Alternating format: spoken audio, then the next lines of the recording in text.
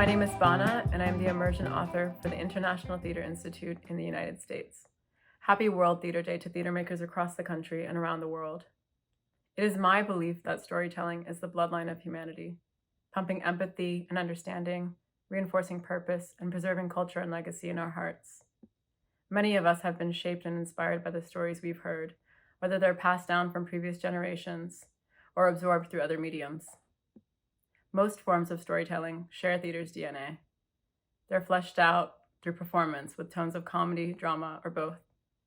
Coming from an Eritrean and Ethiopian household, storytelling was one of the ways I held on to my ancestral lineage, being born and raised in the United States.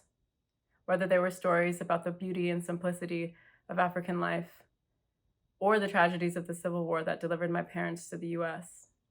Tales of the past were embedded in me and undoubtedly inspired me to indulge my own imaginations and nurture my own creative inventions. They inspired me to explore my own history, sourcing facts to support the fiction in my plays, The Abyssinians and Red Taxi, and influencing my love of realist fiction to write contemporary Black narratives in my new play, Nightlife. Like so many people in America, my life has been global, and so my stories reflect that. Becoming a theater maker wasn't a straightforward journey, as the conventions of modern life felt like they required a more traditional vocation.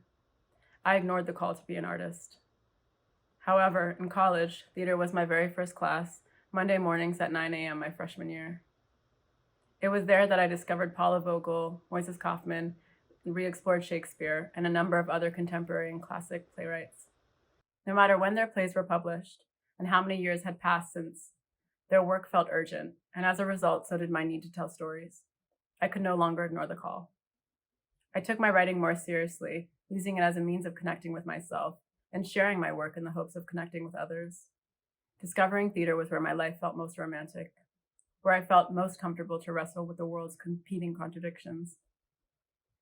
When I moved to New York to pursue storytelling more seriously, I was astonished by the depth of artistry, the grit and the grace of theater's artisans, and the immense compassion that theater inspired in me.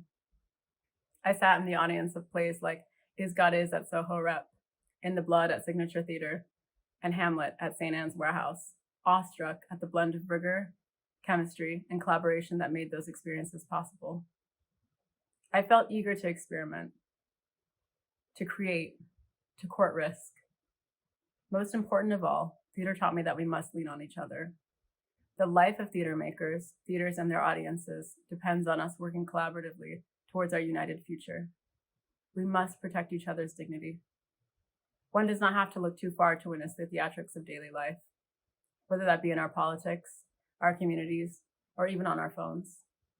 Today, as I address you, in 2026, the dominant narrative from the highest seat of office, supported by our national leaders, is encouraging us to be cruel to each other. Their intent to erase history, misinform us, and keep us at odds with one another is more clear than ever before. Their messaging is sinister, divisive, and harmful. It is an assault on our collective dignity. Despite the fear-mongering, despite their deepest wish to separate ourselves from each other, it is our responsibility as theater makers to have the courage to rewrite this narrative. In order to reclaim the narrative, we must turn to our foundation. Theater is foundational to many, if not all, of the ways we exchange stories in the world today. It is where we can seek more thoughtful provocations about our times. It is where our heartbeats synchronize. It is where we enter the dark to feel the light. We must be fearless and relentless in protecting this sacred space. On this World Theater Day, may we recommit to the truth, may we guard our foundation, and may we keep humanity's bloodline alive, in and outside of the theater.